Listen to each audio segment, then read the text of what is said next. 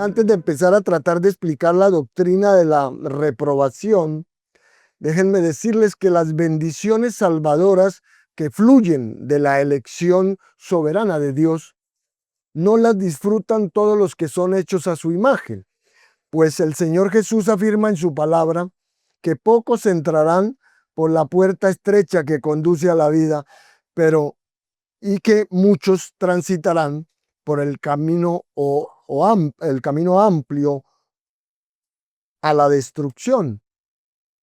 Él también enseñó que habrá ovejas y habrá cabritos, que habrán personas que heredarán la vida eterna y otros que irán al castigo eterno. Y de manera más concisa declara que muchos son llamados y pocos escogidos. Así las escrituras enseñan que en su inescrutable sabiduría Dios no ha escogido salvar a todos los hombres, sino que su elección es particular y no universal. ¿Listo? Dicho y afirmado esto, ahora debemos mirar o indagar el destino de aquellos a los que Él no ha elegido salvar. Y debido a que el decreto de Dios es exhaustivo, o sea, es completo, la doctrina de la predestinación no solo se extiende a su decisión de elegir a unos para salvación, sino también al de no escoger a otros y por tanto abandonarlos a la destrucción que sus pecados merecen. En otras palabras, así como Dios ha determinado el destino eterno de aquellos pecadores que acabarán siendo salvos, también ha decidido el destino de aquellos que se perderán finalmente. Como ve, el primero es el decreto de la elección, el segundo es el decreto de la reprobación. Entonces, veamos cómo es que se presenta, cómo es que se declara la doctrina de la reprobación. La declaración de la doctrina. El decreto de reprobación es la elección libre y soberana de Dios, elaborado en la eternidad pasada, de pasar por alto a ciertos individuos y escoger no poner su amor salvífico en ellos, sino determinar castigarlos por sus pecados para la manifestación de su justicia. Eso es la reprobación. Le repito, es la elección libre y soberana de Dios, elaborada en la eternidad pasada, ¿cierto?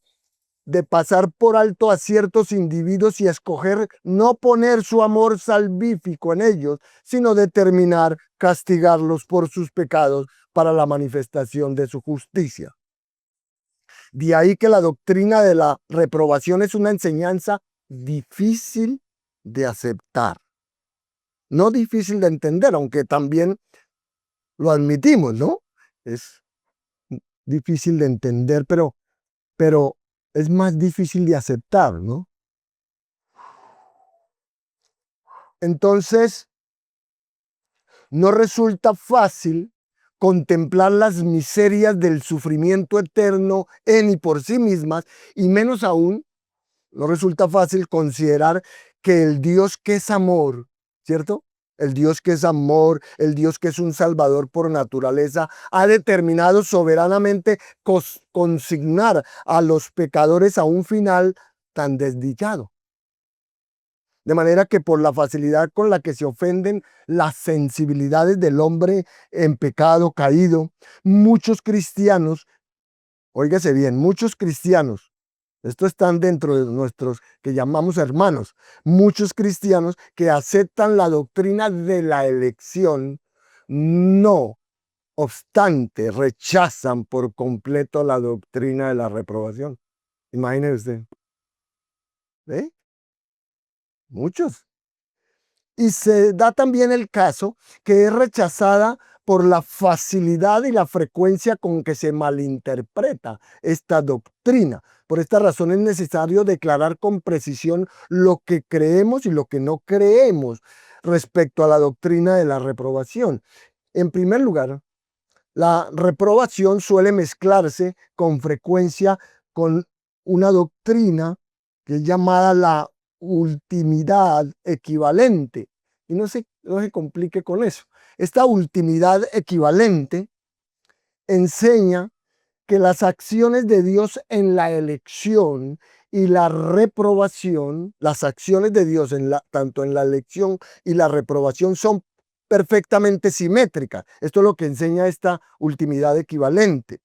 Es decir, que son equilibradas y armoniosas, las acciones son iguales, las acciones de Dios en la elección y la reprobación. Eso es lo que estoy diciendo, de manera que Dios es tan activo en producir incredulidad en el corazón de los reprobados. Estoy diciendo lo que quiere decir esta doctrina, no es que sea así, ¿no?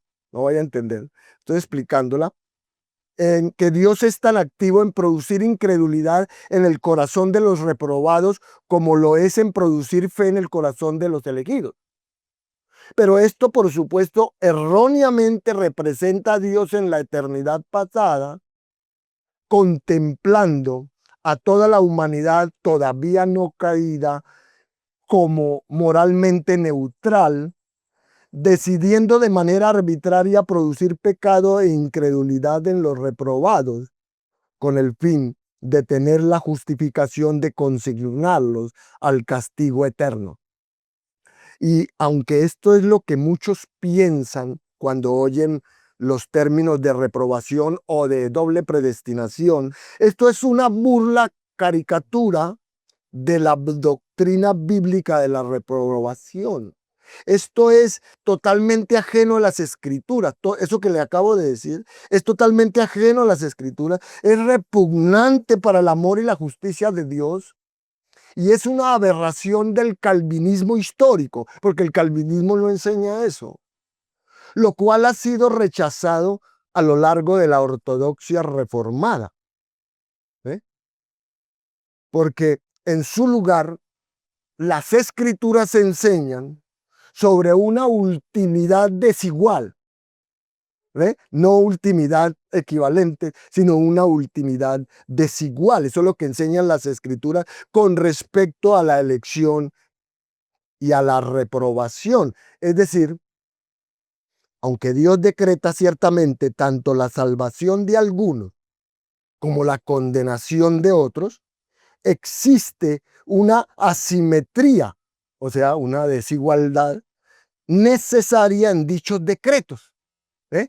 No son los mismos, el de la elección y la reprobación. Dicho de forma diferente, las acciones de Dios en el decreto de la elección son distintas de las acciones de Dios en el decreto de la reprobación. Pare de contar. ¿Sí lo entendió? Bueno, vamos bien.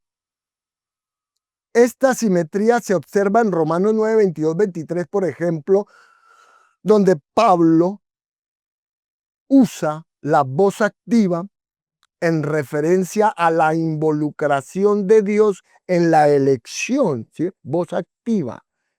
Cuando Dios se involucra en la elección para salvar, es una voz activa. Cuando dice vasos de misericordia que Él preparó de antemano para gloria.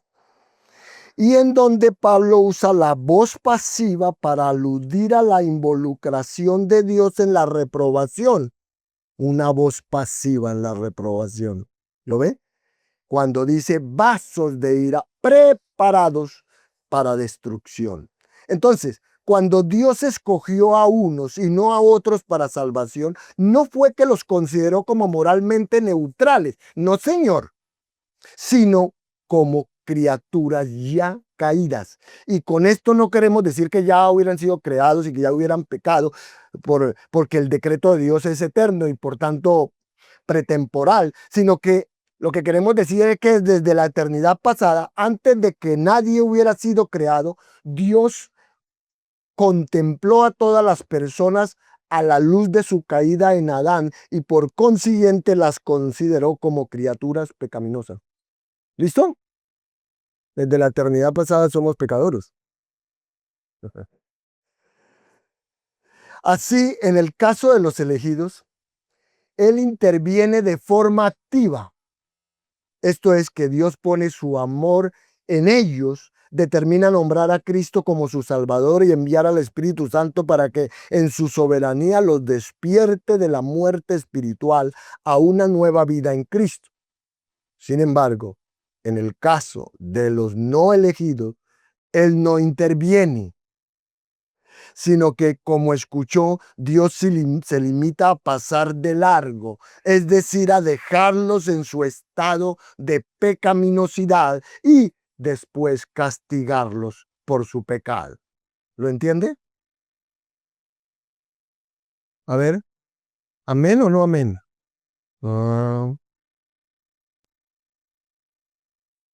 Entonces, aunque Él es la causa eficiente de la bienaventuranza de los elegidos, no lo es de la desdicha de los no elegidos, sino que los predestina a la destrucción por medio de causas secundarias.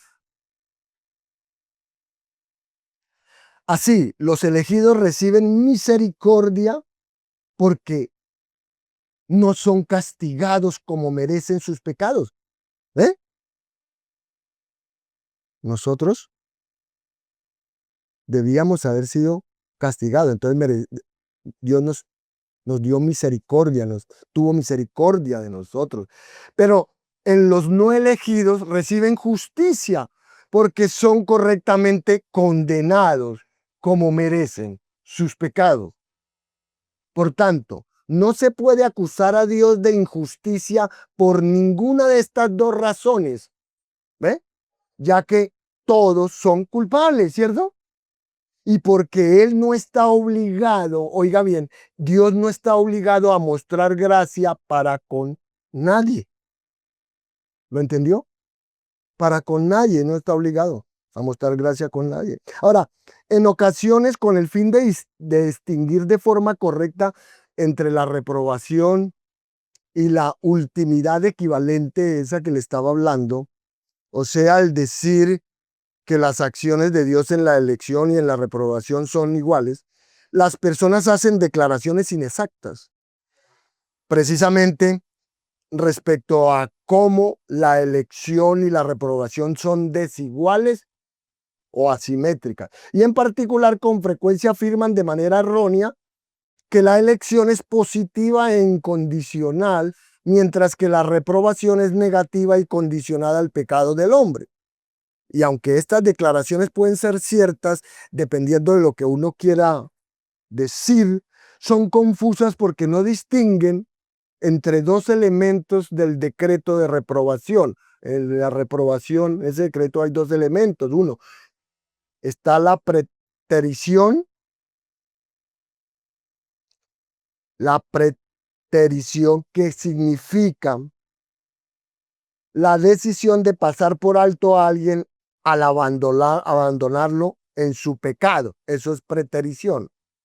Y dos, el segundo elemento es la precondenación, que es la determinación de condenar a aquellos a los que son dejados de lado y castigarlos. Entonces, cuando se dice que la elección es positiva y que la reprobación es negativa, la decisión de pasar por alto a alguien, ¿no? Como ya dijimos, al abandonarlo en su pecado, es en realidad una acción negativa o pasiva por parte de Dios, porque Él sencillamente pasa por alto al hombre y lo deja en su estado de pecado.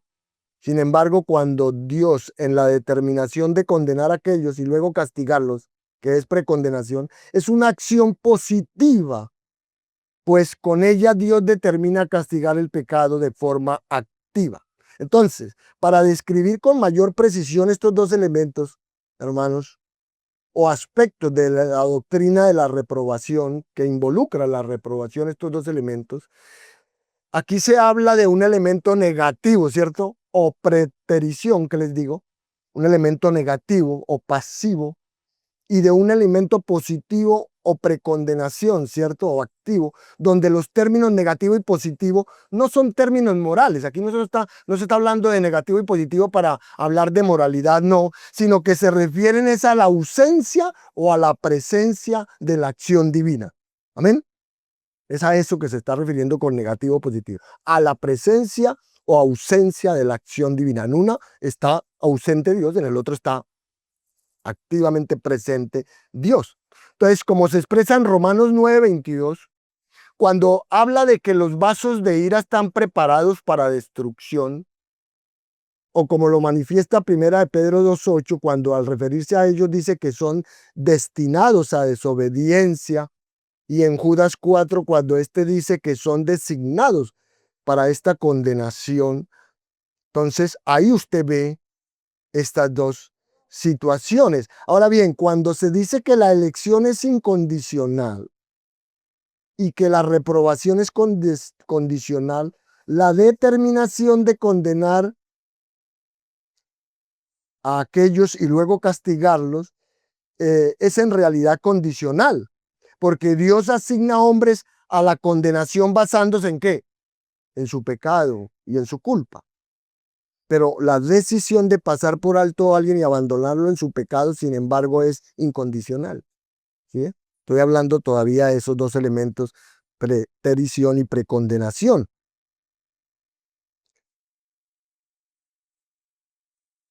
Entonces, ¿por qué es en la preterición es incondicional? Porque el pecado no puede ser la base sobre la cual Dios pasa por alto a algunos hombres, porque todos ellos, sin excepción, son pecadores, hermano. En otras palabras, en la reprobación, cuando alguien es condenado, suceden esas dos cosas. Es condenado porque Dios lo deja en su pecado, por el beneplácito de Él. Él lo deja en su pecado y luego determina castigarlo por su pecado y su culpa. ¿Sí? Ahí está preterición y está precondenación. De manera que así como lo es en la elección, en la reprobación, o sea, en la decisión de Dios de no escoger a alguien para salvación, no se basa en nada propio de ese individuo, sino que es más bien un acto soberano del beneplácito de Dios. Tanto en la elección como en la reprobación, es una decisión del beneplácito de Dios, ¿cierto? No depende de nada más. Por tanto, volvemos, en la reprobación, la decisión de pasar por alto a alguien dejándolo en su pecado, es pasiva e incondicional, mientras que la determinación de castigar su pecado es activa y condicional. ¿Están entendiendo algo?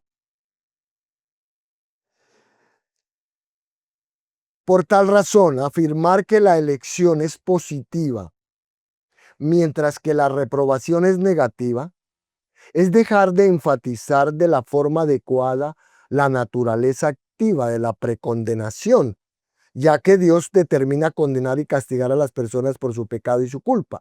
Y declarar que la elección es condicional mientras que la reprobación es condicional, no enfatiza apropiadamente la naturaleza incondicional de la preterición, en donde la acción de Dios es negativa o pasiva, pues pasa por alto al hombre y lo deja en su pecado. Así que el evitar estas dos aseveraciones imprecisas asegurará una comprensión exacta de la doctrina de la reprobación.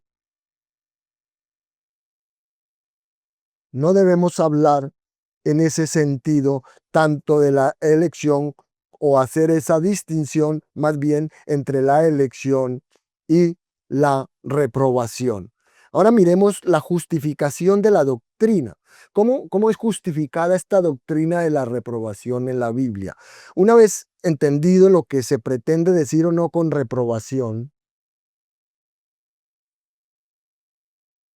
¿qué entendió por reprobación? ¿Cómo? Que Dios simplemente salva a unos y a otros no. Dios, la elección salva a unos por el beneplácito de Él, según su voluntad, como Él quiere, en base a nada, solamente que Él quiso salvarlo. Y en la reprobación es lo mismo, Él pasa por alto a esas, a otras personas y no les muestra, los deja en su pecado, no les muestra su amor salvífico, y no, ¿ven? Pasa por alto. No en base a nada más. ¿Por qué? Porque ellos y son condenados, ¿por qué? Por su pecado y su culpa. Siempre la responsabilidad es recae sobre quién? Sobre el pecador, no sobre Dios. Entonces, aunque Dios la determina, aunque Dios la decreta, amén, porque hay un decreto, ¿cierto? Bueno, aquí vamos a justificar la doctrina de la reprobación. Entonces vamos a hacer algunas correcciones de acuerdo a las escrituras. Aquí reconocemos que la reprobación es una doctrina difícil, una que Calvino mismo definió como decretum horribile, o sea, un decreto aterrador. Así lo habló Calvino. Es un decreto aterrador. No obstante, la doctrina de la reprobación se enseña en la Biblia y por tanto estamos obligados a someter con reverencia, con humildad nuestra mente y nuestras emociones a la sabiduría infinita de la revelación de Dios. Oiga bien, con la confianza de que lo que Él dice, de lo que Dios dice y lo que Dios hace es correcto y justo. Amén. Así usted la acepta y la recibe y la abraza, con la confianza y la seguridad de que lo que Dios dice y hace es ¿qué? Correcto, justo. Así, en primer lugar, la reprobación es una implicación necesaria de la enseñanza bíblica respecto a la elección, porque si Dios ha escogido solo algunos pecadores para salvación, si Dios ha escogido unos solos pecadores para salvación, necesariamente no ha elegido salvar a otros, ¿cierto? Entonces, la existencia misma de la categoría de personas llamadas elegidos implica por necesidad una categoría de personas que son los no elegidos. Y la decisión de no escoger es en sí misma una elección determinativa.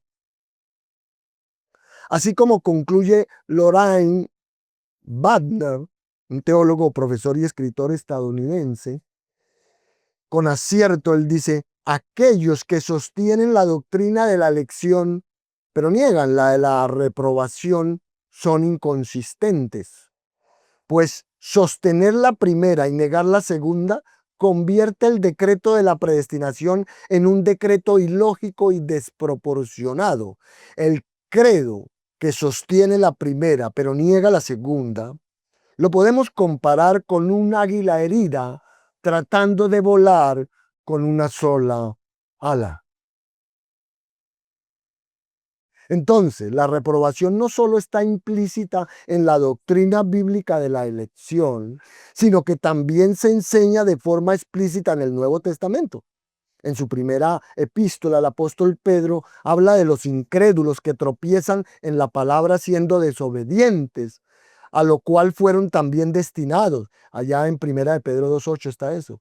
Aquí de manera significativa Pedro no afirma meramente que su tropiezo o su desobediencia estaban predestinados, aunque esto es por supuesto cierto, más bien utiliza la tercera persona del verbo en plural y dice que estas mismas personas estaban destinadas a desobedecer y tropezar.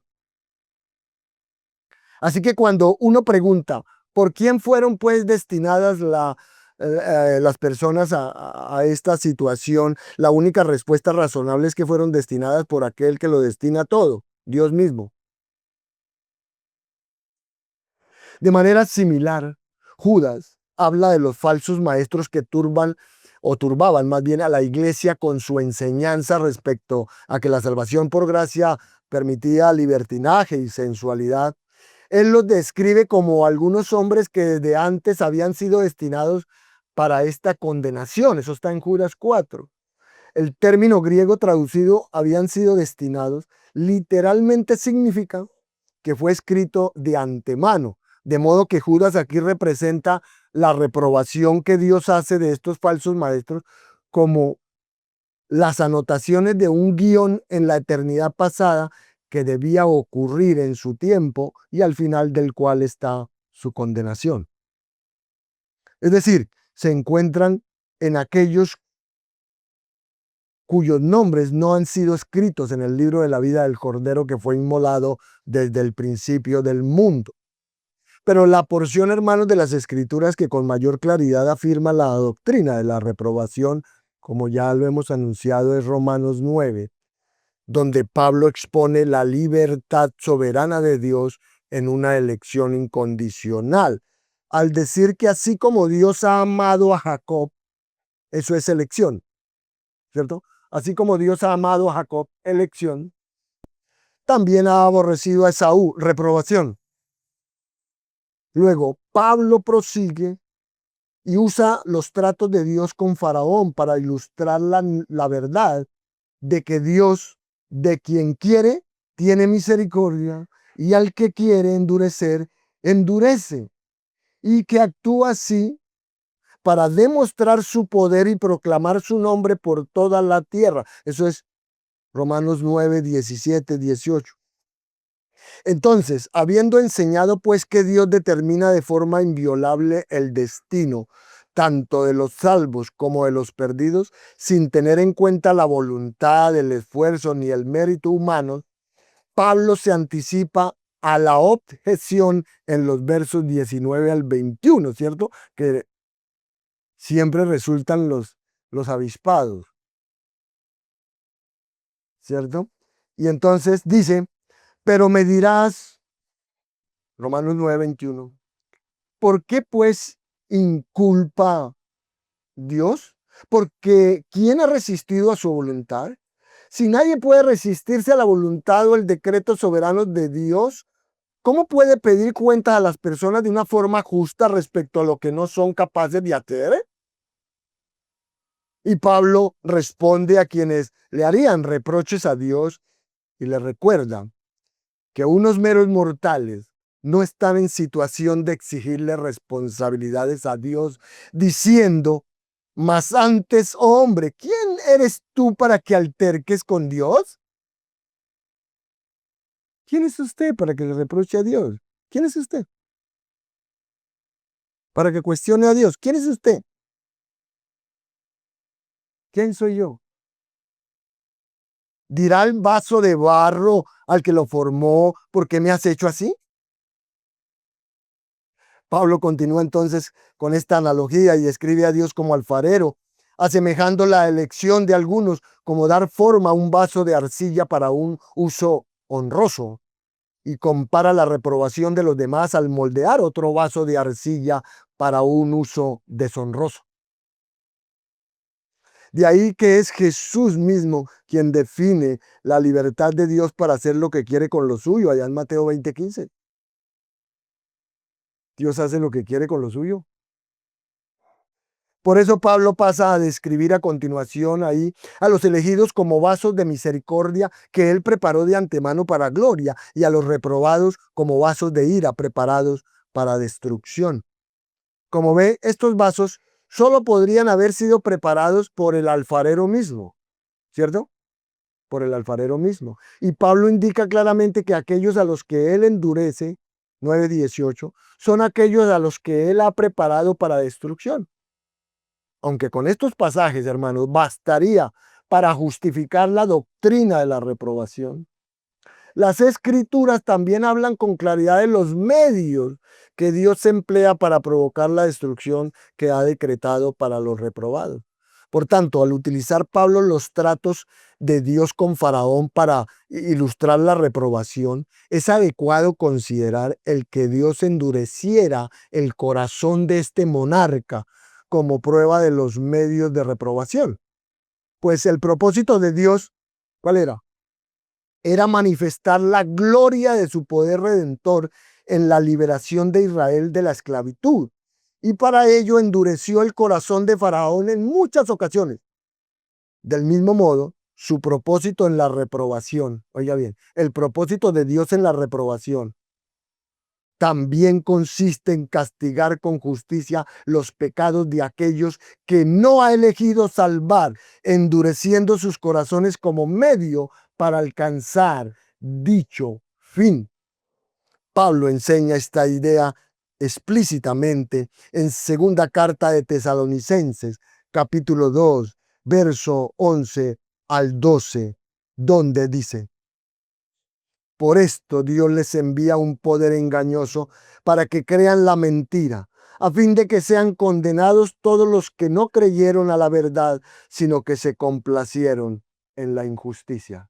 Ahí está. ¿Y por qué? Porque Dios había decretado la condenación de esos incrédulos, también había ordenado el medio por el cual se produciría esa condenación, en este caso engañándolos deliberadamente. En otro lugar, se dice que Dios cegó los ojos y endureció el corazón de los incrédulos, precisamente para que no vieran, ni entendieran, ni se arrepintieran, ¿cierto? Como dice Isaías 6, 9 al 10. Y Juan 12, 37 al 40.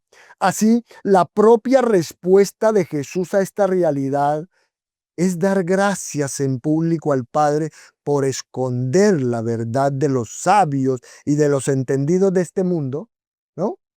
Por eso es que esto no es de sabios ni entendidos. Esto no es de los egresados de Harvard. No, no, no. Esto no. Para esa gente, no. Esto no es para los sabios y entendidos de este mundo. Dios lo escondió precisamente su verdad de estos y revelársela a los niños. Vean los otros aquí. Revelársela a los niños. Algo que no atribuye a otra base que el beneplácito de la voluntad del Padre, como vimos ya. Así queda claro que Dios ha predestinado tanto los fines como los medios de la reprobación. Ahora veamos la justificación de Dios. ¿Cómo se justifica Dios en cuanto a esto? La principal acusación, como hemos visto, que se esgrime contra la doctrina de la reprobación, es que es incompatible con la justicia de Dios, dicen los avispados, ¿no? Los que se las dan de avispado. Dicen que esa doctrina de la reprobación no la aceptamos porque es incompatible con la justicia de Dios. Es todo lo contrario, hermano. A pesar de ello, hay que recordar que Dios no está, oiga bien esto, Dios no está sujeto a nociones caídas o ideas caídas de justicia, que son las ideas nuestras, los pensamientos del hombre, ¿cierto?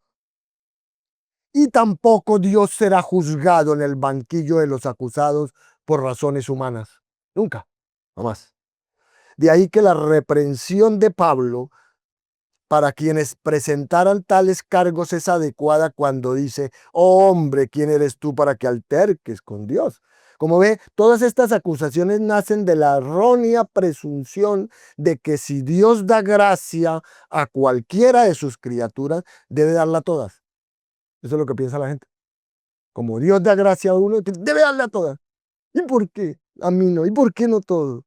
En cuanto a ello, Loraine Wagner declara, muchas personas hablan como si la salvación fuera una cuestión de derecho de nacimiento de la humanidad, olvidando que el hombre ha perdido su ocasión supremamente favorable en Adán. Allá la perdió, su oportunidad.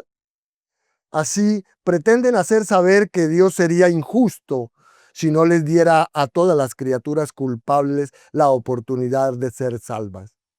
Pero eso no es así, como hemos visto. Suponer que la gracia es algo que se les debe a los seres humanos pecaminosos, suponer que la gracia se le debe a los seres humanos pecaminosos, eso socava la naturaleza misma de la gracia. De manera que en realidad la pregunta respecto al decreto de predestinación de Dios, la pregunta que se debe hacer respecto al decreto de predestinación de Dios, no es la que hacen por ahí. ¿Por qué no escogió a todos? No, no es esa no es la pregunta que debe hacer, sino la pregunta que usted debe hacer es, ¿cómo puede ser que este Dios supremamente santo escogiera a alguien? Esa es la pregunta que debe hacer usted. ¿Cómo es que este Dios santo escogió a alguien? Así que es maravilla de maravillas esto, que el Rey de Reyes, cuya gloria se exalta por encima de los cielos, hermanos, levante un dedo para rescatar, aunque sea solo a uno de estos viles traidores de los hijos de Adán. Además, saber que este Rey infinitamente digno se haya propuesto redimir no solo a uno, sino a incontables multitudes al precio de la vida de su propio Hijo amado, hace que el corazón del pecador se incline en humilde adoración. Por eso, cuando usted no entiende esto, por eso es que usted no se goza en su salvación. Por eso es que usted no brinca en esa silla ahí y usted no salta y grita, aleluya, amén, gloria a Dios, porque no ha entendido todavía su salvación, hermano. Hay que entenderla. Hay que entender el no haber sido reprobado por la gracia y la misericordia de Dios. Y Él lo hace para a quienes tengan, para que a quienes tengan ojos, esto lo hace para, ¿no?, el humilde pecador que lo entiende, ¿no? De que nos lleva a ver esta maravilla de Dios al salvarnos. Pero para aquellos que tienen ojos solo para ver las objeciones, aquellos que solamente pueden mirar y buscarle fallas a Dios, porque eso es lo que hacen, ¿no? Los que objetan esta doctrina solamente están mirando cómo para estos quedan totalmente respondidas sus objeciones en las revelaciones de semejante gloria.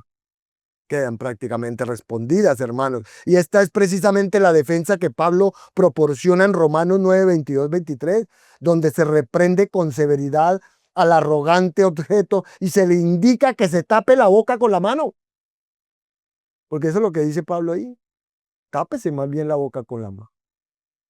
No diga, no hable más, por favor. Contra Dios, no diga más. Sin embargo, hermanos, al adorador sumiso, al creyente sumiso e inquisitivo, a quien lo último que se le ocurriría es encontrarle defectos a Dios,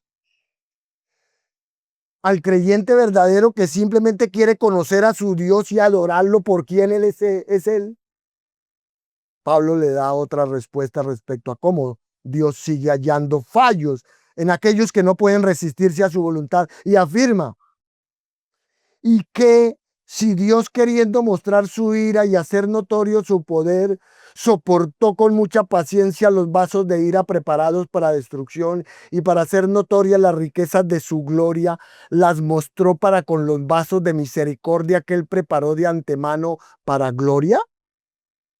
Ahí está. De manera que Dios ha dispuesto el pecado y el mal.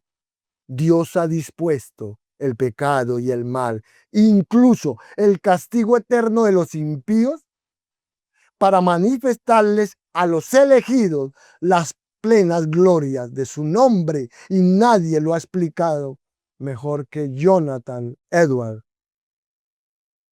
Dijo esto. Voy solamente a repetir lo que él dijo porque hay veces uno se queda así como, es cosa adecuada y excelente que la gloria infinita de Dios resplandezca, y por la misma razón es apropiado que el resplandor de su gloria sea completo, es decir, que todas las partes de su gloria brillen, que cada belleza sea proporcionalmente refulgente, que quien la contempla pueda tener una noción correcta de Dios.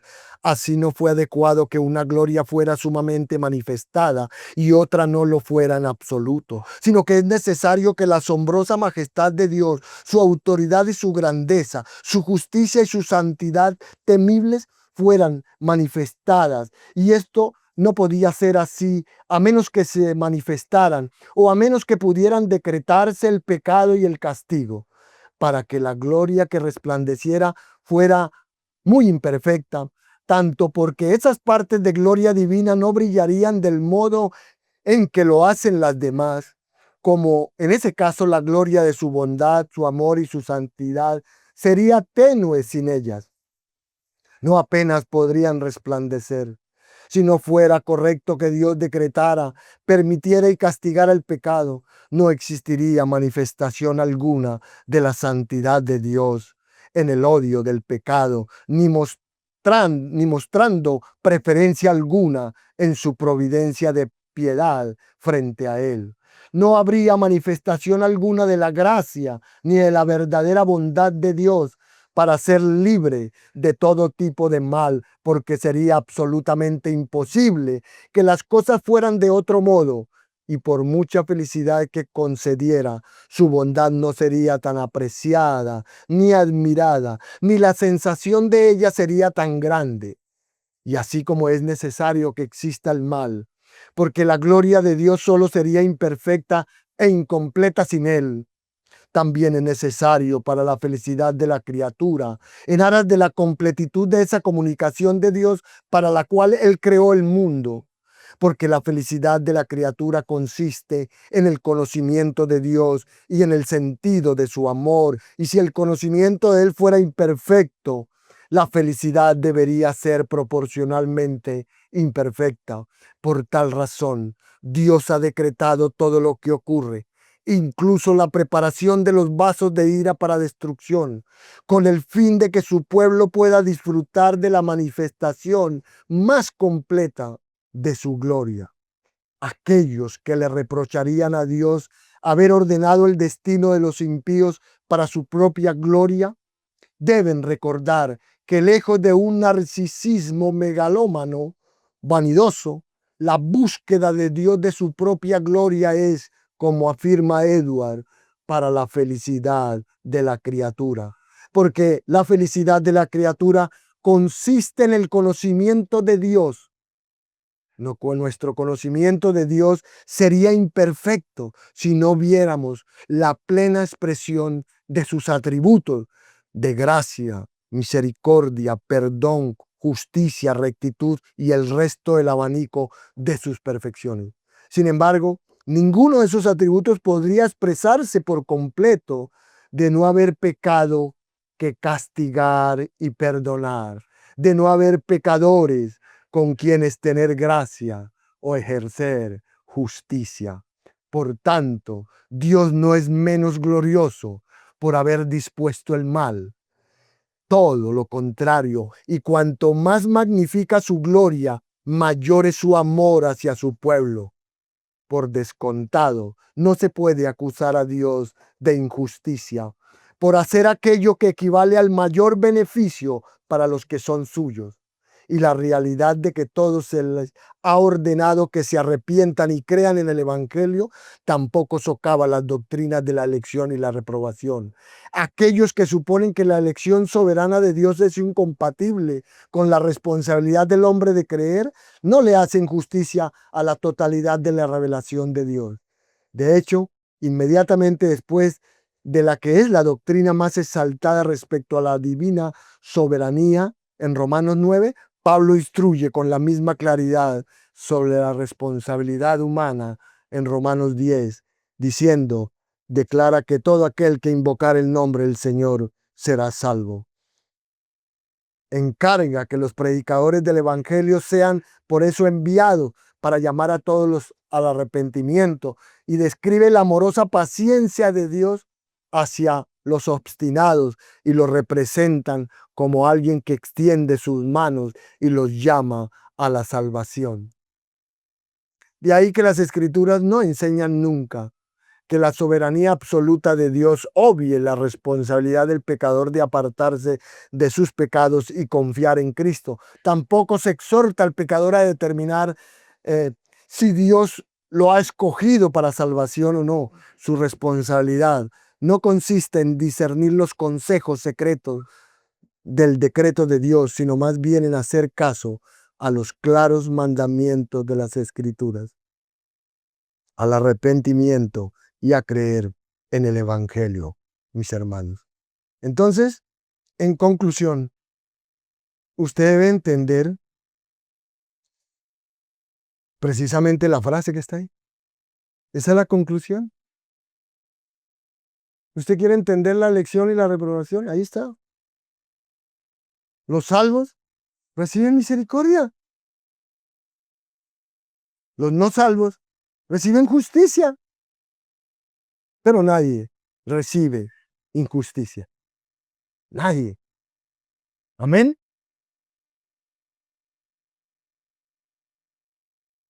Es claro. En la eternidad pasada, Dios nunca miró a la humanidad como moralmente neutra, sino que pecaminosa, caída. Ya, porque eso, Él conoce, Él decretó todo, ¿cierto? El futuro. Él sabía lo que iba a suceder en el Edén con Adán y Eva. Él nunca miró a la humanidad neutralmente moral, sino como pecaminosa. Por eso los condenados son condenados por su pecado, por su culpa. Sí, Dios lo decreta para manifestar su justicia. Dios manifiesta su justicia en la reprobación, en el castigo del pecado en el infierno, y Él recibe la gloria, y Él recibe también la gloria y manifiesta su gracia, su misericordia en la salvación de los que no merecemos ser salvados. Amén.